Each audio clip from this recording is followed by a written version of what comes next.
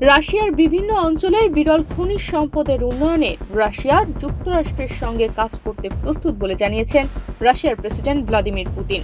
24 ফেব্রুয়ারি সোমবার রাশিয়া এক টিভির সাংবাদিক পাভেল জারুবিনকে দেওয়া এক সাক্ষাৎকারে পুতিন এই কথা বলেন। সাক্ষাৎকারে পুতিন বলেন, বিরল খনিজ নিয়ে চুক্তির জন্য ইউক্রেনকে মার্কিন প্রশাসন যে চাপ দিচ্ছে সে বিষয়ে উদ্বিগ্ন নয় মস্কো। দেশটিতে মজুদ বিরল খনিজ সম্পদের প্রকৃত মূল্য কত সেটি এখনো বোঝার বাকি আছে বলে উল্লেখ করেন তিনি।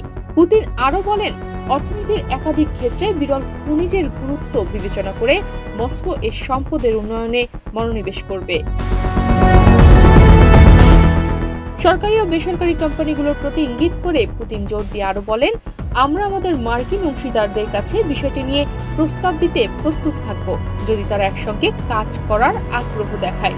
এ বিষয়ে পুতিন আরও বলেন, বিরল খনিজ সম্পদ সমৃদ্ধ দেশগুলোর একটির নেতা হিসেবে রাশিয়া এই সম্পদের ভূগর্ভস্থ মজুতের উন্নয়নে আন্তর্জাতিক বিনিয়োগকারীদের সঙ্গে কাজ করতে ইচ্ছুক। এক্ষেত্রে ইউক্রেনের দখল করে নেওয়া নতুন অঞ্চলগুলো অন্তর্ভুক্ত করা হবে।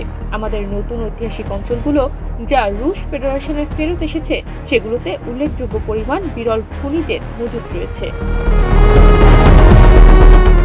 এদিকে রাশিয়ার শতাধিক ব্যক্তি প্রতিষ্ঠানের ওপর নিষেধাজ্ঞা আরোপ করেছে যুক্তরাজ্য।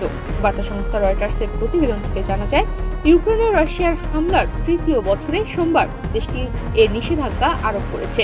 তালিকায় রাশিয়া ছাড়াও একাধিক দেশের প্রতিষ্ঠানের নাম রয়েছে। ব্রিটিশ পররাষ্ট্র মন্ত্রণালয়ের এক বিবৃতিতে বলা হয়েছে, আক্রমণের প্রাথমিক দিনের পর থেকে সবচেয়ে বড় পদক্ষেপ হিসেবে এটিকে বর্ণনা করা হচ্ছে।